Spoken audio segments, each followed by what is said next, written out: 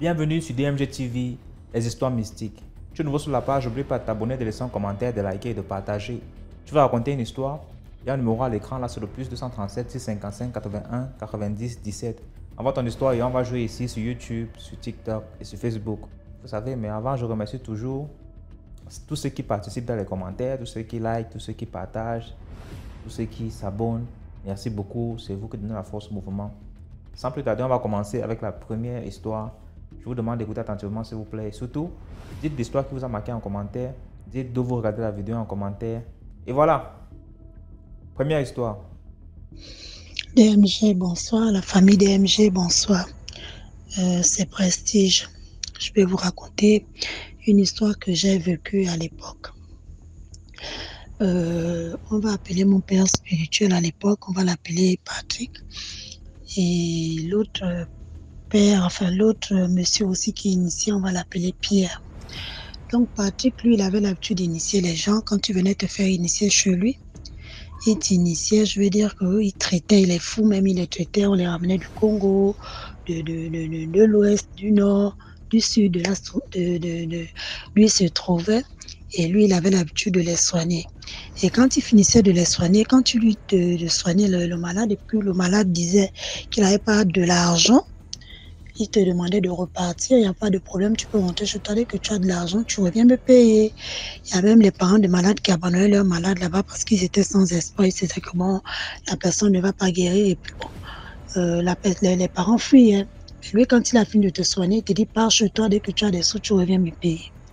Mais par contre, monsieur Pierre, lui, quand il initiait les gens chez lui, il soignait les gens chez lui, et après les soins, il inventait toujours un motif en disant ouais, les soins ne sont pas finis, il faut encore faire des soins et tout et tout. Donc, en fait, il s'arrangeait toujours à garder les gens chez lui. Ça veut dire que c'était un homme, tu te retrouvais comme un esclave chez lui, tu travaillais pour lui gratuitement, il ne te payait pas. Et quand c'était une femme, automatiquement, surtout si elle était très belle et tout ça, là, automatiquement, tu devenais sa concubine. Voilà. Donc, depuis la première femme qu'il avait déjà chez lui, c'était comme ça qu'il l'a eu. Donc, je disais, je suis allée, bon, moi, je m'étais fait initier chez Patrick, ça faisait des années. Donc, vivant à la capitale, à chaque fois que nous allions en vacances au village, Patrick demandait à ce que nous puissions faire des veillées pour parler aux esprits, donner à manger, à boire aux esprits. À chaque fois, c'était ça. Bon, en fait, on était plusieurs. Donc, on arrivait 2, 3, 4. On paye tout ce qu'il fallait, la boisson, la nourriture, un peu de tout. Il invite les gens, on fait la veillée et tout. Après, bon, on se séparait. Après, on repartait, on parlait aux esprits comme il le disait, et puis on repartait. Après les vacances, on repartait en ville. Maintenant, monsieur Pierre avait initié une de mes cousines. C'est là où l'histoire va commencer. Monsieur Pierre va initier une de mes cousines. Ma cousine, je vais l'appeler Pélagie. Monsieur Pierre va initier Pélagie. Après avoir initié Pélagie, il va la garder chez lui. En fait, déjà, Pélagie était le genre de fille turbulente. Elle était le genre qui ne se laissait pas faire. Elle n'hésitait pas de dire merde quand ça n'allait pas. Pélagie était ce genre de fille. Donc, quand M. Pierre va initier Pélagie, après l'initiation de Pélagie, M. Pierre va garder Pélagie là-bas. Oh non, le traitement n'est pas encore fini. Oh non, bon, je sais même pas de quoi elle souffrait d'ailleurs. Et après, il a commencé à demander à sortir avec elle. Je ne sais pas ce qu'il a fait. Effectivement, ils ont commencé à sortir ensemble. Et il la présentait partout comme étant sa deuxième épouse. Partout il allait, excusez-moi, c'était sa deuxième épouse. Et puis un bon matin, elle en avait marre, peut-être après 1 an, peut-être 2 ans de relation, elle en avait marre. Elle voulait sa liberté parce qu'elle était venue se soigner, elle vivait avec quelqu'un. Du coup, elle se retrouve en mariage comme ça, là, gratuitement. Donc, elle se levait un matin, elle a demandé à rentrer chez elle. Et le monsieur n'a pas voulu la laisser partir, mais elle a quand même dit qu'elle partait. Quand elle est partie, le monsieur a pris sa corbeille. Soi-disant, il y avait des protections dedans et tout. En fait, les corbeilles, pour les personnes qui sont initiées, ils voient de quoi je parle. Donc, le monsieur a pris sa corbeille, il a renversé cette corbeille-là. Et on va dire c'est un petit arbuste, c'est une brindille même. Ça ne ressemble à rien, c'est tout petit. Même le manche du balai est gros, mais à peu près comme un manche du balai. On appelle ça dans l'initiation, on va dire que c'est ton témoin, que c'est une partie de toi quand tu te fais initier. Donc c'est comme ça qu'il va prendre ce petit arbuste-là, il va abattre ça, il va découper cet arbuste-là. Après découper ça, elle est partie, subitement elle est tombée malade. Quand elle est tombée malade, ça consistait que nous, on était venus les vacances là. Donc moi, je suis partie chez Monsieur Patrick, que je m'étais fait initier et tout ça. Elle a demandé qu'on l'amène à l'hôpital. On l'a amenée à l'hôpital, mais ça n'allait pas. Elle n'arrêtait pas de vomir le sang. Suite à l'acte que son père d'initiation avait fait, verser sa corbeille et couper le petit arbuste là avec une machette. Bon. Et c'est comme ça qu'elle a commencé à vomir du sang. Pendant qu'elle était à l'hôpital, elle a demandé qu'on l'amène chez M. Patrick parce qu'il avait sa renommée en tout cas. Quand on l'a amené chez M. Patrick a dit que lui ne peut pas rentrer au milieu, c'est une affaire de père et fille. En même temps, ils sortent ensemble, donc c'est une affaire de couple. Il ne peut pas interférer là-dedans, mais ce qu'il peut faire, c'est interpeller l'autre, dire que tu es déjà le père et finalement c'est ta femme. Il fallait pas couper l'arbuste en question, il fallait pas verser sa corbeille. Maintenant, la fille est malade, il faut la rétablir, donc la soigner. C'est comme ça que finalement, on l'amène là-bas et lui va interpeller Monsieur Pierre. Mais Monsieur Pierre n'est jamais venu. Donc, on dormait au sol parce que quand on est initié, on dort au sol sur les nattes. Et ma cousine, qui était la fille du frère de ma mère, direct, hein, on était cousine de sang. Elle était allongée en face de moi, elle n'arrêtait pas de vomir le sang. Tout son sang, j'ai vu ma soeur se vider de son sang. Elle n'arrêtait pas de pleurer et m'appeler après moi. On va dire comme ça, Prestige, s'il te plaît, sauve-moi. Tu t'es initié avant moi, sauve-moi. Tu es ma grande soeur dans l'initiation et tout, sauve-moi. Elle n'arrêtait pas de dire ça. Mais c'est vrai quand même qu'à l'époque, si j'avais le pouvoir de lui sauver, je l'aurais fait. Parce que j'ai vu ma soeur se vider de son sang et après l'année morte. Et voilà. Ça m'a choqué. Moi, par la suite, qu'est-ce que j'ai fait? J'ai pris la corbeille de mon initiation, j'ai confié à M. Patrick. Je lui ai dit, bon, vu que j'ai vu comment ma soeur est décédée comme ça devant mes yeux, je te laisse la corbeille là et moi, je pars. Si jamais il m'arrive quelque chose, c'est toi.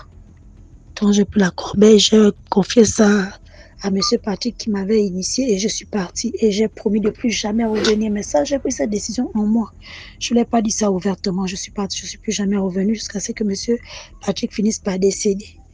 Donc voilà, je ne sais pas si cette histoire a une morale, mais voilà, c'est ça ma petite histoire. Merci. Merci beaucoup pour l'histoire. Maintenant, on passe à la deuxième histoire.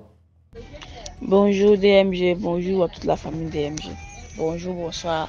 Bon, ça dépend à l'heure que vous allez écouter. Ok. DMG, je suis venu aujourd'hui encore pour te raconter une histoire. Les autres histoires, je ne sais pas si tu as publié, mais tu viens te raconter l'histoire, ça là. C'est l'histoire que ma grand-mère nous a racontée. Elle parlait d'un monsieur. Ils étaient dans le même village. Le monsieur était avec sa femme. Ils étaient ensemble, bien chic, tout ça là. Il est parti dehors de ses valval, il a trouvé une copine là-bas. Il était avec la copine. Sa femme faisait discours avec lui, à chaque fois elle fait discours avec lui. Donc, il allait expliquer ça à sa copine là. Sa copine l'a conseillé d'aller voir un marabout. Je suis allé voir le marabout là. Maintenant, genre, le but là, c'était de prendre un médicament là, pour mettre ça où la femme là, elle prépare. Au village là, c'est les 3 cailloux qui met là. Les 3 cailloux qui met là. Voilà. Donc, il est parti là-bas. Il a mis le médicament là. Sa femme a quitté au champ, elle est venue. Elle devait préparer. Sur partir du fourneau, bien sûr quoi là. Elle devait préparer là-bas.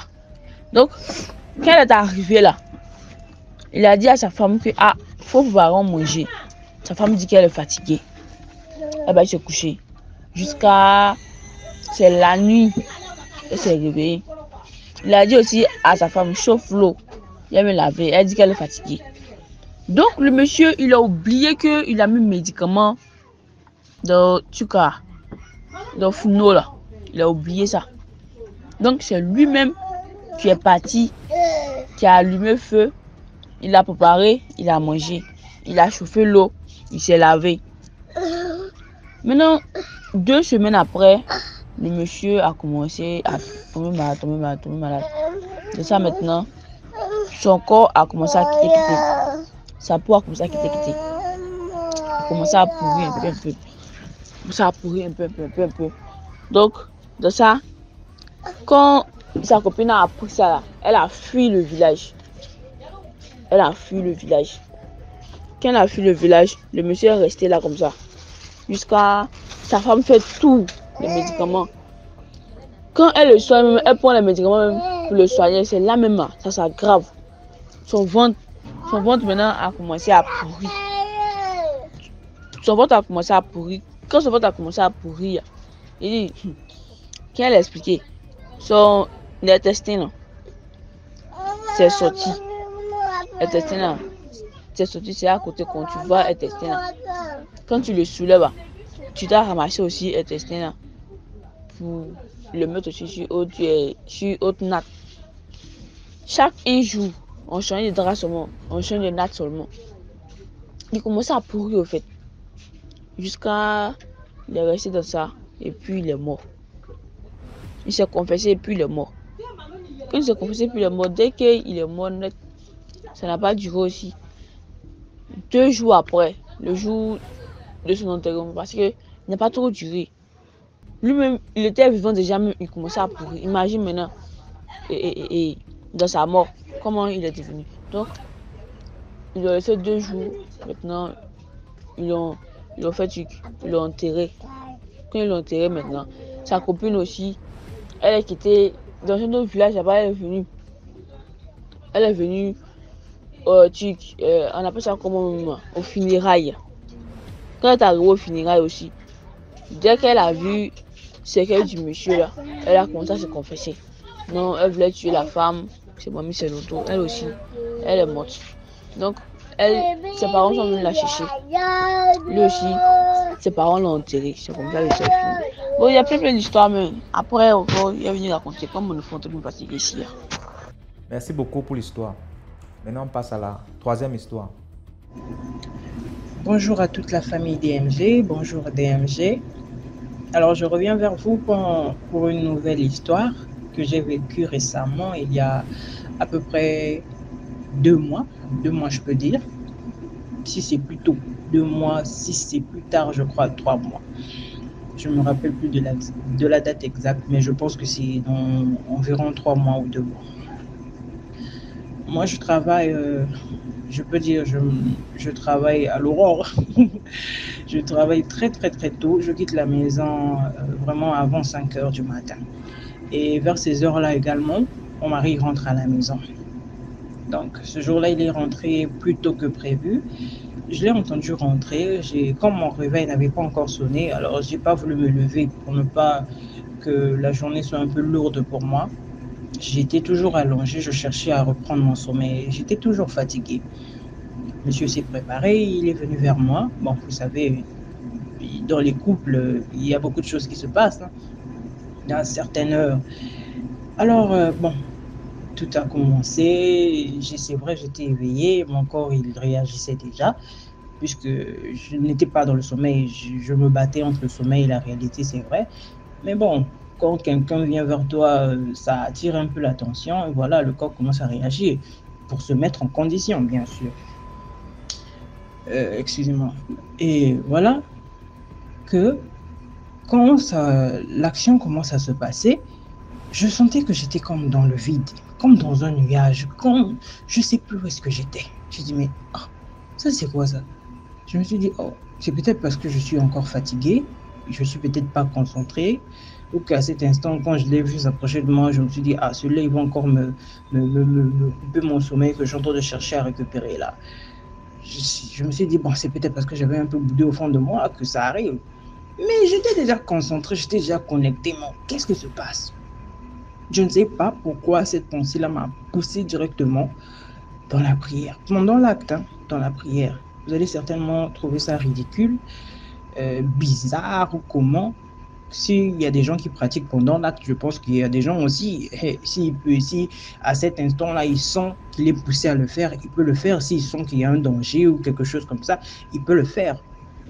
De toutes les façons, dans la Bible, on dit prier en tout lieu, à toute heure, en élevant les mains saintes. Donc, c'est vrai, mes mains n'étaient pas en l'air à cet instant, mais mon cœur, je crois qu'il était vraiment dans cette position-là d'humilité pour la prière.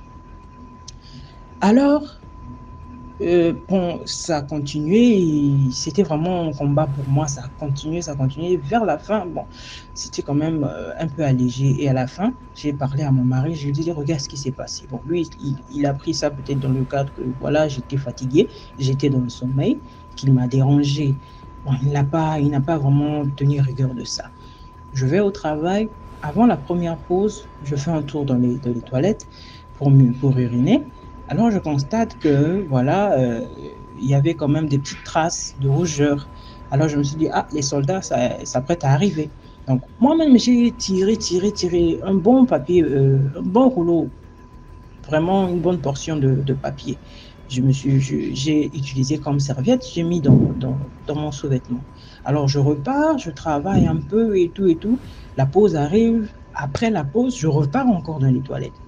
Alors, je cherche encore à uriner. Quand j'enlève mon sous-vêtement, je finis, je m'essuie. Alors, je me dis, bon, je vais encore doubler le papier pour plus de précaution. Qu'est-ce que je vois? Le papier qui s'était détaché de ma peau. Alors, je cherche maintenant à prendre le nouveau papier, à mettre en dessous du papier que j'avais déjà mis. Qu'est-ce que je vois entre le papier et mon slip? Je ne sais pas si c'était une mouche ou c'était une guêpe ou c'était... Non, c'était même pas une abeille parce que l'arrière-train des abeilles est gros. L'abeille, là, je ne sais pas si c'est une mouche. Vraiment, son corps était long. Son corps était long et des ailes longues. Elle était encore en vie. Donc, je sais, la mouche, je sais pas, la guêpe, quoi, là. C'était pas la guêpe, en tout cas, c'était pas la mouche, mon frère. C'était pas ça. Parce que le corps de la mouche, là même, tout le monde, on connaît. J'ai dit, Zambe, ça, c'est quoi ça? Donc, j'ai commencé à crier, Donc, avec la panique, là, je cherchais à enlever. Donc, je me suis dit, je vais même arracher ma peau, je vais jeter mon slip, je vais faire comment? J'ai dans la panique, là, je commence à enlever, là. Je vois le truc bouger comme ça.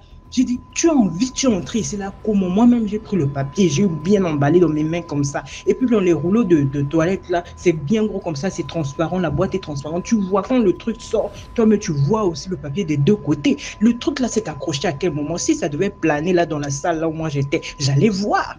Et peureuse que je suis, vraiment, ne supportant pas les insectes volants comme ça, avec des grosses ailes, même le cafard fait fuir. Mais ça, là, j'allais pas rester dans la salle. J'allais fuir.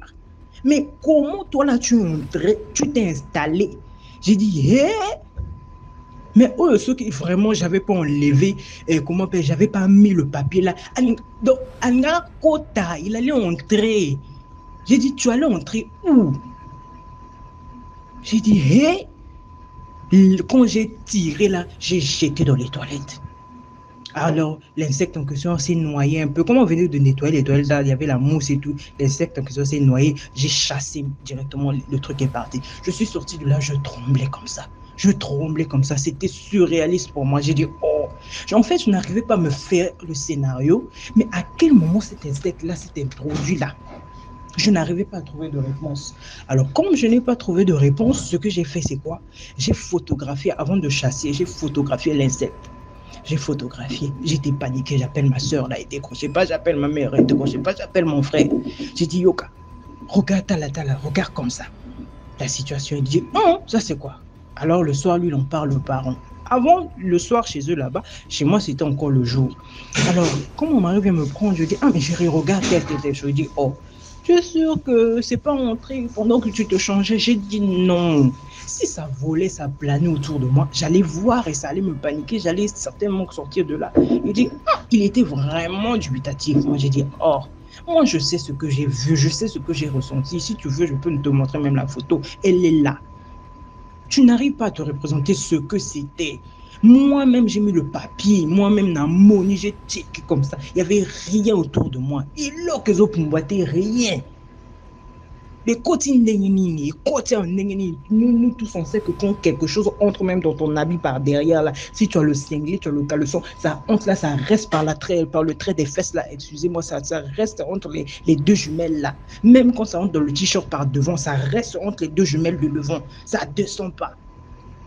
Ça entre comment? Et puis un truc encore, on vit. Ma mère, quand elle apprend la situation, le soir, elle m'appelle, elle me dit, oh, mais toi, tu m'as pas dit le lendemain, je crois. Oh, mais toi, tu m'as pas dit ce qui t'est arrivé. J'ai dit, oh, maman Tika, regarde un peu. Elle dit, oh, mais là, on est miré au bébé, ça y est. Moi, j'ai dit, oui, exactement, ça allait vraiment venir détruire ma vie. J'ai dit, oh, mais je comprends alors pourquoi, à l'instant, quand j'ai, comment on appelle ça, senti ça, directement, l'Osambo. J'ai commencé à prier au fond de mon cœur. J'ai dit, ah, si j'avais négligé. Ce sont des choses comme ça qui se matérialisent. Quand on te dit que les sorciers viennent par des cafards, des quoi, je ne savais pas ça. Là, moi-même, j'ai vu. J'ai dit, ouais, Kindoki, Eza. Eza. En tout cas, tu as dans ma famille, vraiment, en tout cas. Si la famille là te cherche, quand on te cherche, les gens sont prêts à tout, même à ruiner ta vie. Parce que imaginez un peu que le truc là entrait là-bas. Ça entrait, ça allait disparaître, certainement mystiquement, ça allait disparaître. Mais non, moi là, est-ce que j'allais encore avoir un sentiment envers mon mari? Est-ce que j'allais encore sentir quelque chose? J'allais sentir vraiment comment ruiner les vies des gens comme ça. Comment ruiner les vies des gens comme ça. Vraiment, en tout cas, famille, je vous interpelle, priez. Priez vraiment, ne laissez jamais rien. Même si tu es dans ta douche en train de faire la diarrhée, en train de quoi, si tu sens ton cœur te dire Sambela, prie. Faut prier. En tout cas, il ne faut pas négliger, il ne faut pas te dire non, j'aurai honte. Dieu ne va pas écouter ma prière parce que je suis nul. Quand on fait des cauchemars, parfois on est endormi, on a seulement le soutien sur nous, ou bien on a seulement la culotte là. Quand il fait chaud, bien comment on dort comme ça. Quand tu as attaqué dans la nuit là, tu fais comment? Tu sautes, non? Tu sautes, tu prends seulement directement le drap, tu attaches comme ça, tu pries. C'est ce qu'on fait. Dieu à cet instant, il écoute toujours la prière. Donc, même si tu es avec ton gars et que tu sens que là, la chose est bizarre, des fois lui il est mystique, tu pries dans ton cœur. Maintenant, si quelque chose, à plus forte raison, quand tu es avec ton propre mari, rien, tu sais qu'il n'est pas mystique et tout, mais il y a quelque chose de bizarre, inhabituel qui se passe. Tu sens ton cœur te conjure à prier. Il faut prier. Il ne faut pas fermer les yeux, il faut prier. Ça peut épargner ta vie. Voilà un peu ma seconde histoire. Je sais que j'ai beaucoup parlé, mais bon, ça en valait un peu la peine. Merci beaucoup. Merci pour votre patience. À plus tard. Merci beaucoup pour l'histoire. Maintenant, on passe à la 4e histoire. Bonjour DMG. Je m'appelle Mélanie. Je suis une jeune centrafricaine. Aujourd'hui, je viens vous raconter une histoire qui m'a aussi été racontée de la part d'une amie. En fait, c'est son vécu. Et bien évidemment, je lui ai demandé son autorisation avant de venir raconter son histoire. Bon, je vais appeler mon amie Elsa. Je vais lui donner le nom d'Elsa. Elsa était une belle fille. Vraiment une très belle fille. Je dis était parce que aujourd'hui elle est décédée. Elle était une très belle fille. Studieuse à l'école, une élève brillante et tout. Elle aimait aussi les sorties, les ambiances avec des amis et tout. Mais son endroit favori, c'était plus la plage. Elle aimait aller à la plage et tout. C'est comme ça que, un jour, après les cours, elle avait décidé d'aller à la plage et tout. Elle m'avait proposé de venir. Mais le jour-là, j'avais refusé car j'étais vraiment fatiguée et j'avais passé une sale journée et tout. Donc, j'avais refusé de venir. J'étais rentrée chez moi. C'est comme ça que le soir, elle m'appelle au téléphone. Elle me dit ce que j'ai vécu, ce que j'ai vu aujourd'hui m'a complètement choquée et m'a traumatisée. J'ai dit, mais Elsa, qu'est-ce qui s'est passé? Raconte-moi, tu me fais un peu peur. Elle me dit qu'elle était à la plage et tout. Elle se lavait. Elle avait décidé d'aller un peu vers le large. Aller au large. Parce qu'elle était une très bonne nageuse. Elle aimait les piscines, les plages et tout. Elle faisait même les compétitions de natation. Elle avait des prix, des médailles et tout.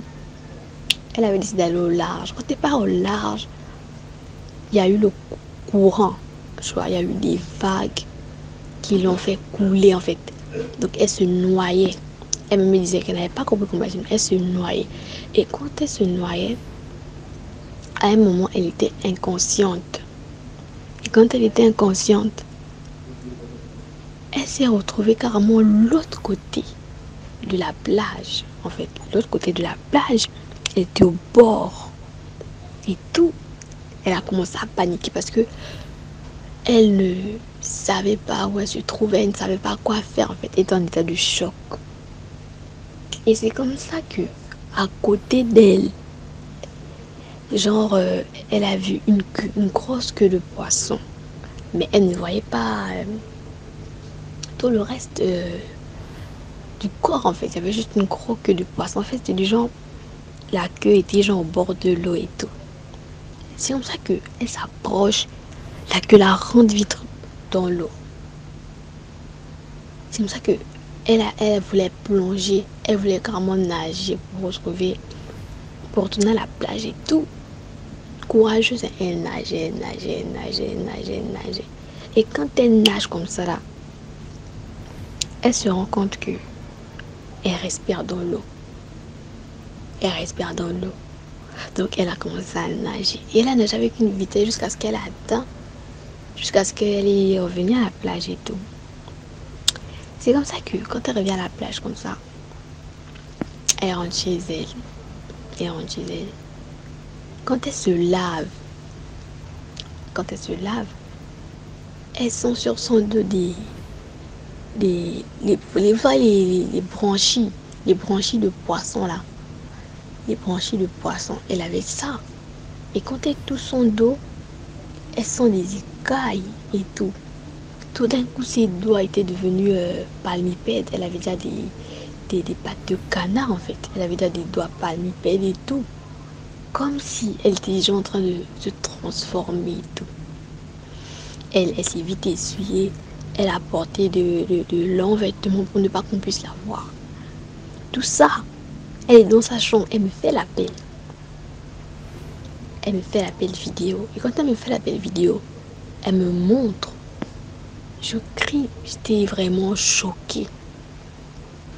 Et on a parlé. Et je lui ai demandé, t'es sûre que pendant ton moment d'inconscience, tu n'as pas... je sais pas. Je savais même pas quoi lui dire. Elle me dit qu'elle-même, elle est dépassée. Et tout. Elle avait déjà même peur d'aller à la plage. Elle avait même déjà peur d'aller à la piscine. Quand il y avait des sorties, quand on disait qu'on partait à la piscine, elle ne venait pas. Elle se renfermait. 2 jours, 3 jours, elle ne partait pas à l'école. Mais ses parents ne savaient pas qu'elle ne venait pas à l'école parce que ses parents partaient au travail le matin et ils revenaient le soir. Et elle partait à l'école en matinée et elle rentrait vers l'après-midi et tout. Donc, elle peut mentir de porter la tenue de l'école et tout. Partir et en fait elle s'est arrangée à ce que ses parents ne sachent pas que elle ne partait pas à l'école. C'est comme ça que un jour elle m'a appelé que viens un peu me voir parce que là je crois que ça ne va pas. Tout son bras gauche était déjà rempli d'écailles, mais vraiment d'écailles, ses yeux avaient changé, elle avait déjà des yeux tirés, des yeux de chat, mais vraiment des chats. Ses mains, elle avait déjà des doigts palmipèdes. En fait, c'est comme si elle était en train de devenir une sirène. Et ses pieds étaient déjà collés. Ça jure que elle pouvait même plus se lever ou faire quelque chose parce que ses pieds étaient collés. C'est comme ça que moi, personnellement, je lui ai dit, faut voir un pasteur. Parce que moi, personnellement, les choses de Nganga les féticheurs, les tradipraticiens, tout ça. Moi, c'est pas trop... J'aime pas trop ce genre de choses, tu vois, parce que je crois pas vraiment en tout ça. Elle a dit que, oh, est-ce que le pasteur a accepté de se déplacer pour venir se cacher elle et tout? Tout ça, ses parents n'étaient pas au courant. Ses parents, c'est les gens qui n'étaient pas trop à la maison et tout. C'est que on a contacté un pasteur qui s'est déplacé. Et le pasteur là était choqué. En fait, c'est comme si il sentait que là, il ne pouvait même rien faire là. Il a prié. Il m'a pris à côté de me dire que l'affaire de ton ami là n'est pas claire. Essayez un peu d'aller voir les tradipraticiens et tout. Les tradipraticiens, il a dit oui, essayez un peu. On part. J'appelle quelques amis à nous. J'étais obligée d'appeler quelques amis à nous pour nous aider à la transporter. Et ils étaient au courant maintenant. Ils étaient déjà au courant de la situation de notre amie Elsa en fait. Ils étaient déjà au courant de ça. Et ils avaient même peur. Ils ne voulaient même pas la soulever. Ils ne voulaient même pas nous aider en fait. Donc c'est comme ça qu'on a emmené, on est parti chez un tradipraticien. 2 jours, 3 jours, ses parents appellent où on cherche Elsa. Parce qu'on l'a laissé chez le tradipraticien. Parce qu'il a dit qu'il fallait 1 semaine, il fallait l'initier, il faut qu'elle aille voir les esprits et tout. Donc, on laisse 1 semaine, c'est pas on cherche.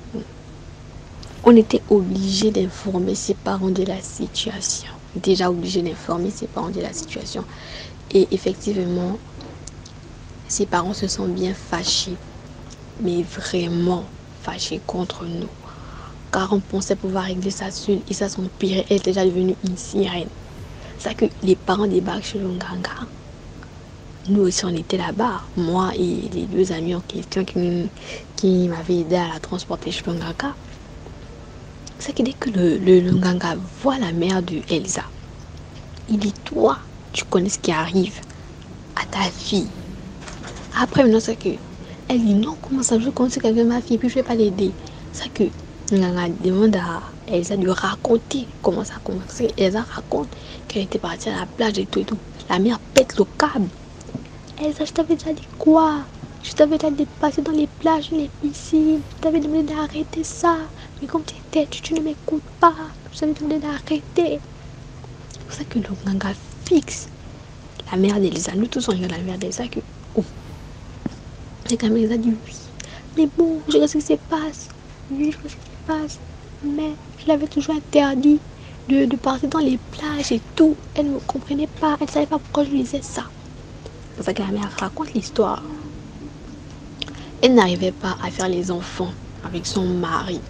C'est ça qu'elle était partie. Elle était partie voir des dames qui étaient tradipraticiennes.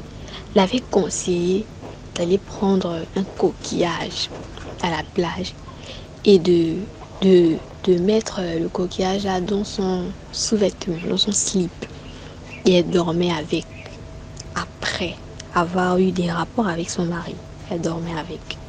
Et après ça, elle va tomber enceinte. Et effectivement, elle était tombée enceinte d'une fille. Les dames l'avaient dit que n'emmène jamais ta fille à la plage. Et même quand ta fille sera grande, interdis à ta fille d'aller à la plage. Car ta fille, c'est l'enfant des eaux. C'est l'enfant des sirènes. Et si elle rentre en contact avec de l'eau, genre de l'eau de la plage et tout ça, elle va se transformer. Et elle va garder la forme là. Jusqu'à. Et pour ça, il faudra maintenant aller rendre maintenant ta fille. À laisser ta fille dans l'eau en fait. Parce que c'est la fille des eaux. Il y aura des sirènes qui viendront la récupérer en fait. Elle a commencé à pleurer. Nous tous on était choqués. Choqués.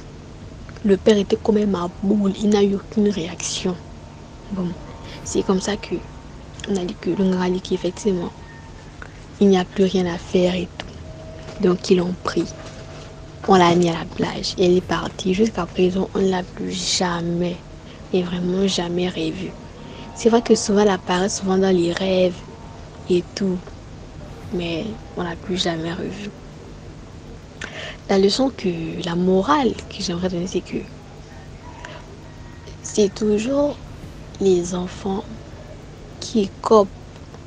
En fait, comment dirais-je, c'est toujours les enfants qui récoltent les pots cassés des parents, les erreurs des parents en fait.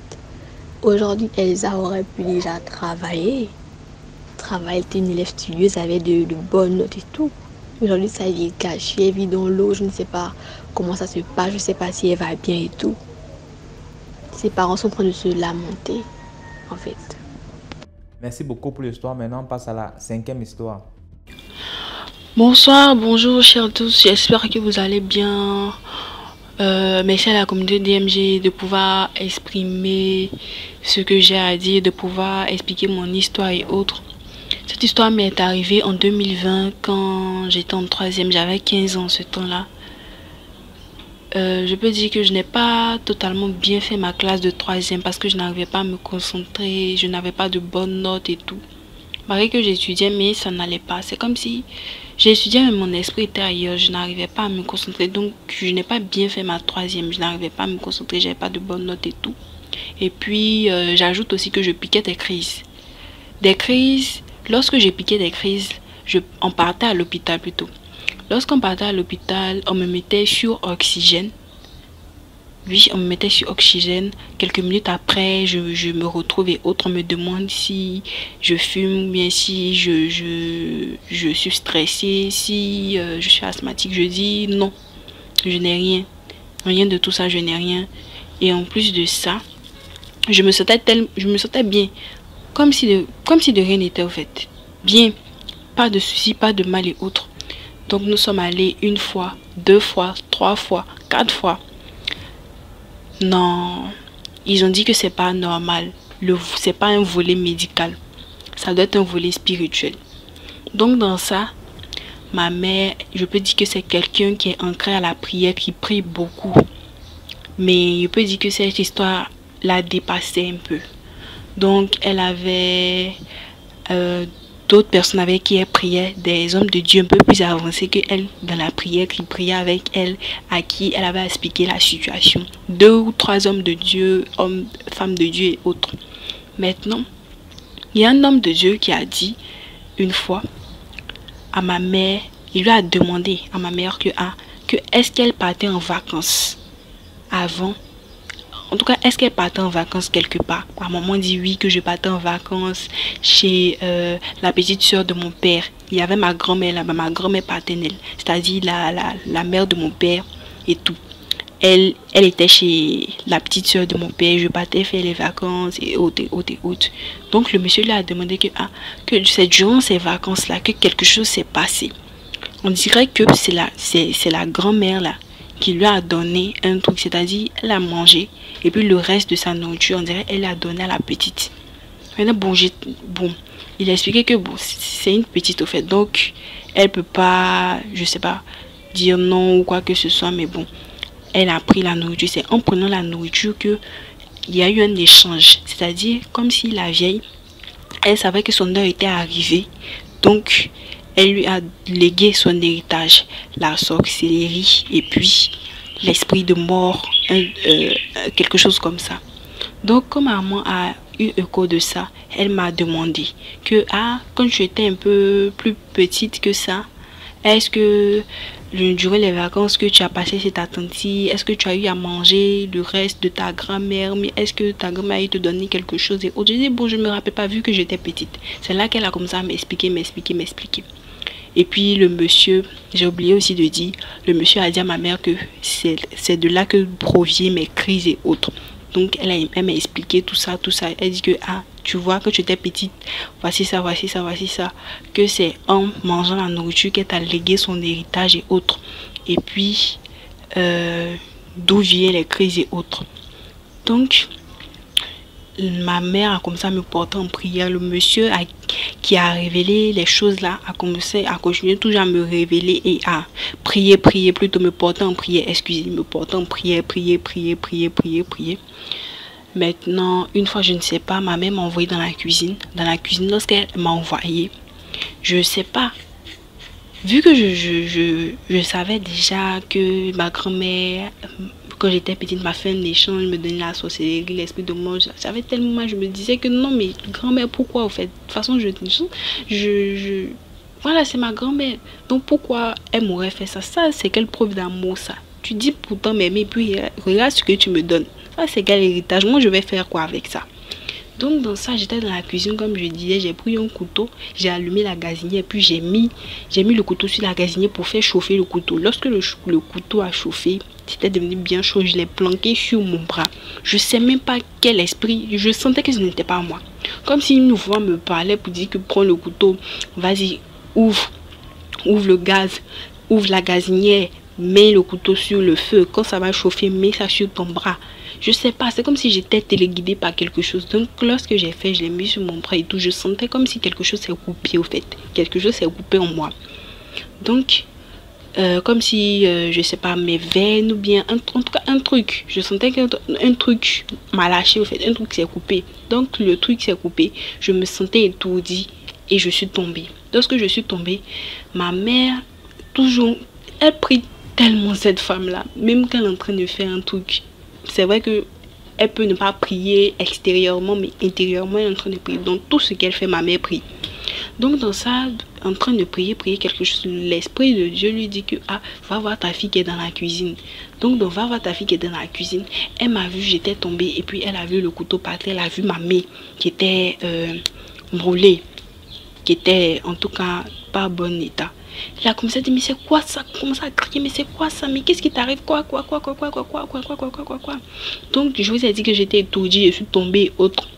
J'étais tombée dans les pommes. Donc, je n'entendais pas ce qu'elle disait. Maintenant que j'ai repris mes esprits, j'ai commencé à piquer la crise en même temps. C'est-à-dire que, je sais pas, c'est comme un enchaînement. Dès que je me suis réveillée en même temps, j'ai commencé à piquer la crise. Ma mère a commencé à prier. Et l'homme de Dieu qui lui a révélé que non, c'est ma grand-mère, patati patata, il lui a remis une huile. Cette huile-là, il a prié là-dessus. Puis il a dit au cas où les crises reprenaient, que prends cette huile-là et puis asperge cette huile-là sur elle. Puis donne-lui à boire avec ça. Donc elle a pris cette huile-là. Elle a commencé à prier encore sur cette huile-là. Et puis elle a commencé à verser. À chaque fois qu'elle versait sur moi, je continuais toujours à suffoquer, me traîner de par-ci, de par-là, comme si j'étais possédée par quelque chose. Donc à un certain moment, je me suis calmée. Et puis elle m'a demandé qu'est-ce qui ne va pas. Qu'est-ce qui t'a fait ça? Pourquoi? Pendant qu'elle faisait ça, dans ma tête, je ne sais pas si c'est une vision, mais c'est une quoi, mais c'est comme si je voyais un cimetière et autres. Et puis je lui montrais du doigt que c'est là. Elle me demande c'est qui a fait ça, Et je sais pas, mais je pointais toujours, mon doigt était toujours pointé montrant quelque chose, mais je ne sais pas trop quoi. Que non, que c'est là-bas. Elle me dit c'est là-bas quoi, c'est là-bas qui, mais qu'est-ce qui t'arrive? Prier. L'homme de Dieu qui a révélé que c'était ma grand-mère et autres. Ma mère l'a appelé pour venir parce que je peux dire que ça l'a dépassé. Donc le monsieur est venu, il a prié encore sur mon verset. Lui là, j'ai continué toujours à suffoquer. Prier. Le monsieur dit que non, que c'est l'esprit de moi qui me fatigue. Puis il piquait les crises. C'est comme si c'était l'initiation en fait. Mais comme ça n'a pas marché, l'héritage que la vieille m'a donné, ça n'a pas marché. Que c'est pour ça que l'esprit de moi a été activé au fait. Comme si je n'ai pas... C'est une mission qu'ils m'ont donnée c'est-à-dire de venir gâter la famille, de faire des trucs bizarres et autres. Et puis... je sais pas, l'esprit de nullité, je suis là, je fais on fait des trucs de sorcier quoi. Voilà, c'était ma mission, mais comme je n'ai pas pu accomplir cela, c'est pour ça que l'esprit de moi s'est activé voulant me tuer. Mais le monsieur dit que non. Que c'est pas un homme qui va te tuer ni un esprit. Non, que c'est Dieu seul qui connaît ton heure, le jour où tu vas partir, et c'est pas maintenant que tu vas partir. L'homme de Dieu a commencé à prier jusqu'à... Je me suis sortie mieux. J'ai commencé à dormir. Ils m'ont aspergé avec l'huile. Ma mère après ils ont dit que lorsque je me lave de mettre cette huile là dans mon eau pour me laver et autres. Donc, quand je me suis réveillée, ils m'ont demandé si ça va, est-ce que tu te rappelles de ce qui s'est passé? J'ai dit, bon, pas totalement, mais un peu, je sais que je suffoquais, mais bon. Ça, ma mère m'a expliqué encore après, tout ça. Le monsieur aussi a prié pour moi, pour me dire que, de faire très attention à ce que je mange, à ce que je fais, qui est devant moi, qui me donne ci, qui me donne ça, que à chaque chose que je vais faire, de prier, de mettre le nom de Dieu là-dedans, que Dieu m'a sauvé vraiment, vraiment, que ça va aller et tout. J'ai dit, ok, il n'y a pas de souci. Bon, c'était mon histoire. Je peux dire que la leçon, la morale qu'on peut tirer de cette histoire, c'est que franchement, méfiez-vous. Si le dehors est dangereux, les amis, voilà, ceux qu'on considère ils sont dangereux, ils peuvent nous faire du mal. C'est pas ceux qui sont dedans aussi qui ne peuvent pas nous faire du mal. C'est-à-dire faire attention au fait à notre entourage. Même ton parent, même ton frère, ta soeur peut te vendre, peut te faire du mal. Même le dehors même peut te faire du mal. Dans tous les cas, tout le monde peut te faire du mal. Tout ce qu'on peut faire, c'est de prier, de confier cela à Dieu. Franchement, c'était mon histoire que j'avais à vous partager. J'espère que ça pourra édifier certaines personnes. Et puis, j'ai oublié de vous dire que depuis la fois, le monsieur a prié pour moi. Ça va très bien dans ma vie. Il n'y a plus de soucis. J'arrive à m'en sortir à l'école. Il n'y a pas de soucis. Je ne pique plus de crise aussi. Je peux dire que c'est fini définitivement en fait. Aujourd'hui, j'ai 17 ans. Je suis une jeune fille épanouie et autres. Mais je continue toujours de louer le nom de Dieu. Je continue toujours de me méfier et autres. Et puis, en tout cas, tout va bien dans ma vie. Je remercie vraiment le Seigneur. Et puis, comme je disais aussi, la morale qu'on peut tirer, c'est de faire attention. Le dehors comme le dedans est dangereux. C'est à nous d'avoir le discernement. C'est à nous de prier, de savoir qui est bien, qui n'est pas bien. Franchement, qu'on se méfie au fait. Qu'on se méfie. Tu peux dire que non, que c'est mon parent, il peut rien me faire, mais c'est lui qui va te faire ça. C'est lui qui va te faire ci. Franchement, prions. C'est tout ce que je peux dire. Prions vraiment. Prions vraiment. Parce que sans Dieu, nous ne pourrons pas. Franchement, si ce n'était pas l'aide de Dieu, je me demande si est-ce que j'allais être là pour vous expliquer cela. Franchement, merci à la communauté, merci à tous ceux qui veulent écouter, aimer la vidéo, partager, mettez les commentaires. J'espère que cette histoire vous a plu, qu'elle vous a édifié. Merci, que Dieu vous bénisse. Merci à la communauté DMG, que Dieu vous bénisse en ensemble. Amen. Merci beaucoup pour l'histoire. Maintenant, on passe à la 6e histoire. Commentez, likez, partagez. Donc, écoutez la 6e histoire. DMG, bonsoir, c'est Prestige. Je viens vous conter une histoire que j'ai vécue. Et c'était une de mes amies. Je vais l'appeler Michel. Michel était une amie avec qui, à l'époque, nous baladions ensemble. Et on a partagé beaucoup de choses ensemble. Sauf que moi, je travaillais à l'époque dans un snack bar. Donc, du coup, elle avait aussi d'autres amis que moi, je ne fréquentais pas du tout. C'est comme ça que Michel va rencontrer un blanc. On va dire un blanc d'une très grande boîte de pétrolier ici au Gabon. Et les deux vont se mettre ensemble. Mais je vais l'appeler Stéphane. Bon, monsieur Stéphane, lui, pratiquait. Il était dans la loge. Et Michel, elle ne le savait pas. Mais il était prêt à tout se plier. Il se pliait à 4 pour elle et tout. Un jour, elle m'a invité chez elle. Je suis allée voir lui. Elle vivait l'opulence en fait. Elle vivait l'opulence. Du jour au lendemain, elle avait changé de vie. Elle avait changé d'amitié. Waouh, c'était l'opulence totale. Donc, les copines qui n'ont rien comme de nous, nous autres là, elle avait plus notre temps. Elle a commencé à se familiariser avec les filles de la haute sphère, je sais pas, des mannequins, les filles des ministres et tout ça parce que elle avait de l'argent à dépenser, elle était maintenant véhiculée. Voilà, elle fréquentait les mêmes milieux que ces personnes-là, si bien que nous, dans les petits snacks là et tout, elle n'avait plus notre temps, elle n'avait plus le temps de notre amitié. Mais quand même, nous étions des amis.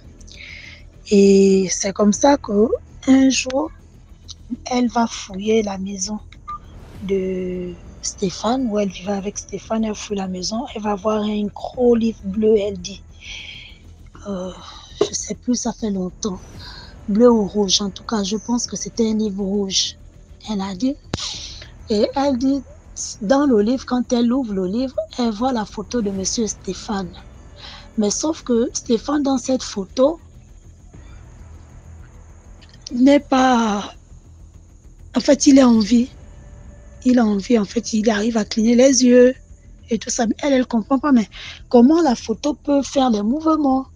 Genre, lui suivre du regard, de regarder à gauche ou à droite selon ce qu'elle est en train de faire, puisqu'elle est en train de fouetter dans cet album-là. En fait, ce n'est pas un album, c'est un livre de magie. Et quand elle a vu ça, je me souviens, elle m'a appelé à l'époque. Et je dis, si elle m'a dit ça à moi, elle a d'autres personnes avec qui elle était très intime par rapport à moi, donc elle a dû publier ça, raconter ça, mais elle était toujours dans la maison de Stéphane. Je me souviens à l'époque, je lui ai dit non, c'est pas bien, il ne faut pas qu'elle publie, c'est sa vie. Et tout ça, elle m'a dit non, voilà quoi. Elle a vu ça, ça l'inquiète, c'est pour ça qu'elle en parle. On a banalisé et tout. Mais Michel avait pour habitude de faire parce que Stéphane, lui, il n'était pas du tout sérieux avec elle. Il était prêt, il voulait l'épouser, il voulait, mais il avait l'habitude de la tromper avec d'autres filles. Il est même sorti avec des cousines à elle, avec certaines de ses copines. Voilà. Et à chaque fois, elle le menaçait. En fait, ça devenait comme un chantage. Quand elle lui surprenait avec une fille et tout, elle dit elle va se suicider. Et excusez-moi, et Michel l'empêchait. À chaque fois, c'était la même chose. Et puis ben, un jour, elle a surpris Stéphane avec l'une de ses cousines. Quand elle le surprend, elle va menacer de se suicider. Elle va sortir l'arme. Elle avait pris l'arme de Stéphane à la maison parce qu'elle les a croisés. Stéphane était avec la cousine chez eux à la maison et quand il raccompagnait la fille, elle arrivait. Donc elle allait prendre l'arme, elle a suivi Stéphane. En passant, pour la petite histoire, ils étaient en train de projeter leur mariage. Ils avaient ficelé les dates, ils avaient tout acheté. Elle était allée voir sa mère, montrer sa mère la robe de mariée et tout. Donc ils allaient se marier dans, je pense, 1 ou 2 mois. Donc, quand elle va croiser Stéphane et sa cousine, elle va prendre l'arme. Elle va leur poursuivre puisqu'elle était véhiculée. Elle va leur poursuivre et puis voilà. Elle va dire à Stéphane qu'elle va tirer sur lui et tout et tout. Bon, Stéphane va l'empêcher et puis voilà. Elle va se calmer. Stéphane va récupérer l'arme. Stéphane lui dit de rentrer à la maison, lui va arriver. Quand elle rentre à la maison, elle a commencé à faire du chantage à Stéphane comme d'habitude. Ouais, je vais me suicider et tout et tout et tout. Stéphane a dit j'arrive, rentre, j'arrive. Sauf que ce jour-là, quand elle est rentrée à la maison, elle a mis en exécution ce qu'elle avait l'habitude de faire. Parce que souvent, elle menaçait, mais elle ne le faisait pas. Mais là, je me souviens que c'est après qu'elle avait publié à presque toutes ses amies autour d'elle. À moi, elle m'avait dit aussi qu'elle a vu Stéphane pratique. Ils ont une chambre chez eux où elle ne doit pas rentrer. Il n'y a que Stéphane qui rentre là-bas. Elle a ouvert la porte, elle est rentrée. Elle a vu un livre, comme je disais tout à l'heure. Bon. Donc, c'est après qu'elle avait publié cette histoire-là autour d'elle. Et là, ce soir-là, elle a menacé de se suicider. Stéphane a dit, rentre, j'arrive. Sauf que quand elle est rentrée, Stéphane n'est pas venu. Stéphane allait déposer la fille avec qui il était. Stéphane a trouvé un parking. C'est même pas un parking. Il s'est garé sur la chaussée. Il a serré le trottoir. Il a baissé le siège de son véhicule. Il a dormi. C'était un directeur. C'est pas l'argent qui lui manquait pour aller prendre une chambre à l'hôtel ou bien quoi, non. Il a baissé le siège de son véhicule. Il a dormi. Parce qu'il savait que beaucoup de copines de Michel devaient passer par là et devaient reconnaître le véhicule. Donc, en fait, ça n'aurait pas... ça n'aurait attiré personne de penser qu'il était responsable de ce qui s'était passé. Donc, quand Michel rentre chez elle, elle va prendre les comprimés. Il paraît des désinfectants d'eau. Elle va les consommer. Quand elle va les consommer, elle va se mettre dans la baignoire pour aller se laver. On ne sait pas ce qui s'est passé. Elle est morte. Donc, Stéphane, lui, dort dans la voiture. Comme je disais, moi, par exemple, je sortais du travail où je travaillais à l'époque, vers les 1h du matin.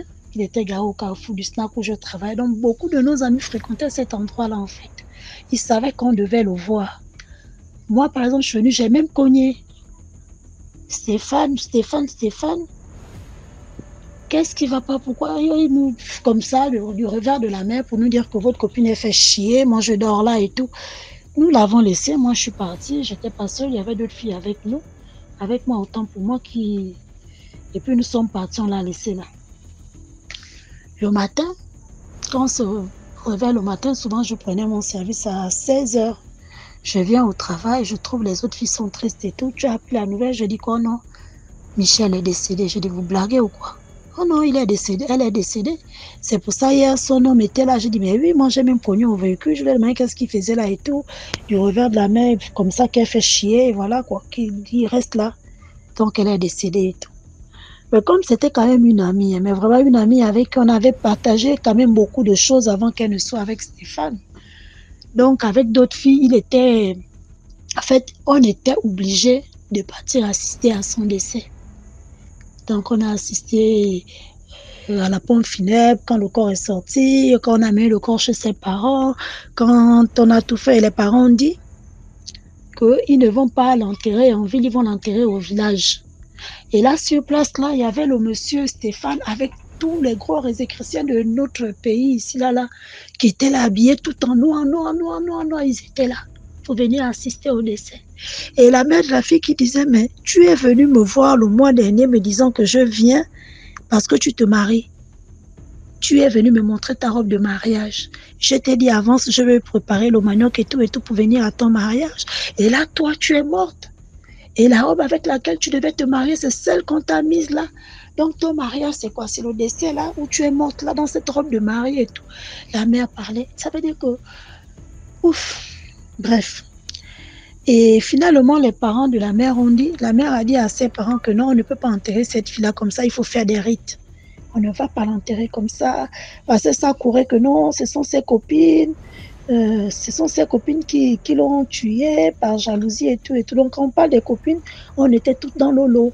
Mais sauf que moi, je ne lui fréquentais pas. On se rencontrait par occasion. C'était fini le temps où on partageait tout et rien ensemble parce qu'elle avait gravi les échelons. Donc, elle n'avait plus mon temps. Donc, on se retrouvait par hasard, voilà, et puis bon. Mais il y a quand même d'autres copines qui allaient vers elle. Et tout ça. Donc, les parents ont raconté que ce sont des copines qui, même le blanc lui-même, il a dit ça, ce sont ses copines et tout. Bref. Donc, les parents ont fait des rites et tout. Ils leur donnaient des lames, des aiguilles. Ils ont même mis un couteau dans le cercueil. Et ils ont exigé à toutes les copines qui étaient là ce jour-là. En fait, je me suis même dit pourquoi je suis venue, mais quand même, bon, j'avais rien à me reprocher. Ils ont demandé aux copines de faire le tour du cercueil parce que la personne qui a fait va voir. Et les parents avaient dit vraiment, ça veut dire que la personne qui a fait ne va pas faire les 6 mois. La personne doit suivre cette fille-là. Ils ont fait leur rite. Après faire les rites, ils sont allés enterrer leur fille. Même pas 1 mois, la rumeur commence à courir en ville. Oh, vous avez vu quoi? Mais le chien des neiges, bon, on avait surnommé son homme, quoi. Mais vous avez monsieur Stéphane. Donc, monsieur Stéphane partait de chez lui pour le bureau. C'était un directeur, je dis bien, d'une société pétrolière. Il partait de chez lui, pour le bureau. Il se mettait en peignoir. Il mettait les babouches aux pieds. Un blanc, hein. Il démarrait la voiture. Il venait en plein centre-ville. Il garait la voiture, peut-être à 2 km de son lieu de service. Et il revenait à pied, les mains en poche, pour venir au bureau. Tous les collègues ont vu ça. Les employés ont vu ça. Ah, qu'est-ce qui se passe? Mais moi, quand on m'a dit ça, j'ai dit que ce sont des histoires, arrêtez-moi vos choses là. D'autres là-bas qui disent, oh non, donc là, il y avait des filles camerounaises, des filles guinéennes et tout, qui avaient l'habitude de sortir avec monsieur Stéphane, qui racontent, oh non, le blanc là, quand il te prend, il t'amène chez lui. Il ouvre la porte, il crie seul, il appelle sa femme. Michel, qu'est-ce qui va pas? Il y a l'eau dans la maison et tout. Il crie. Mais quand tu regardes à la maison, il n'y a pas l'eau. Ah, ça c'est quelle histoire ça? Et moi, je me souviens qu'elle était décédée dans la baignoire. Donc, il y avait des rumeurs qui ont couru comme ça, peut-être pendant 1 mois. Mais 1 mois après, même pas 1 mois après le décès de la fille, je veux dire. Donc, les rumeurs ont couru au moins pendant 1 mois. J'ai dit, ah, moi, je suis le genre, j'aime faire le Saint Thomas. Et comme c'était vraiment l'amie de ma copine, hein, vraiment sans arrière-pensée. Même quand elle était en vie, c'est quelqu'un qui venait dans mon bar avec ses collègues et tout, payer à boire à tout le monde, mais sans arrière-pensée, moi, je n'étais pas là-dedans. Donc, moi, quand les rumeurs l'ont couru, donc, du coup, un soir, je l'ai vu garer, je sortais du boulot, je l'ai vu garer. Et il parlait avec une fille. Quand la fille, je ne sais pas de quoi il s'agissait, mais moi, j'arrivais pour prendre mon taxi. Et là, je suis venue vers lui dire bonsoir. Et c'est comme ça qu'il dit à la fille de partir. Il fait comme si c'est la fille qui le cherchait. Or que moi, j'ai bien vu que c'était lui-même qui s'était arrêté pour la fille. Je dis Stéphane, bonsoir. Ah, il me reconnaît. Bonsoir, Prestige. Je dis bonsoir. Ça va? Je dis oui. Ah, tu as fini il pouvait faire 2 heures du matin. Tu as fini de bosser? Je dis oui, mais dis monte un coup. Je suis montée dans le véhicule. Il n'a pas démarré. Je suis montée, j'étais assise. On a échangé, je ne sais pas, même pas 5 minutes. Ça va? J'ai dit oui, ça va. J'ai dit, mais je ne vous vois plus au bar. Ah non, c'est des temps-ci et tout. Mais effectivement, je suis en train de constater qu'il a le peignoir. Il a les babouches aux pieds. Je dis rien. Et puis bon, je descends. Quand je descends, je lui dis au revoir. Il va prendre un billet de 10 000, il va me donner. Prestige, tu vas prendre ton taxi. Je dis merci. Oh non, à l'occasion, hein, on va venir et tout vous faire l'argent. Je n'ai pas de problème. Monsieur Stéphane, je suis quittée, je suis partie. DMG, quand j'arrive chez moi, je veux dormir. J'écoute les pleurs dans mon oreille. Mais vraiment, je ne dormais pas.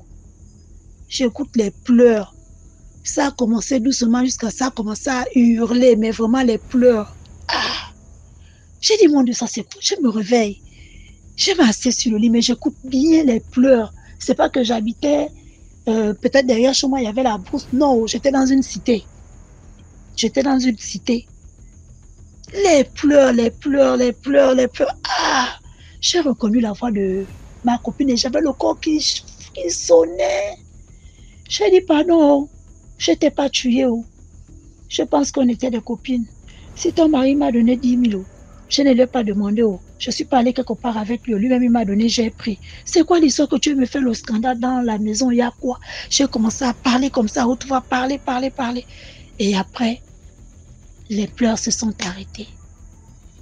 Quand les pleurs se sont arrêtés, le matin, quand je suis partie au travail à 16h, j'ai expliqué à 2 autres de nos amis avec qui je travaillais que mais voilà ce qui s'est passé. Hier, voilà, j'ai vu Stéphane et puis voilà, il y a Michel et tout. Ils m'ont regardé, ils me disent que mais on t'a déjà dit que dans le pays, là, c'est ce qui a atteint de rien, que la fille, là, c'est qu'elle a atteint de faire au monsieur, là.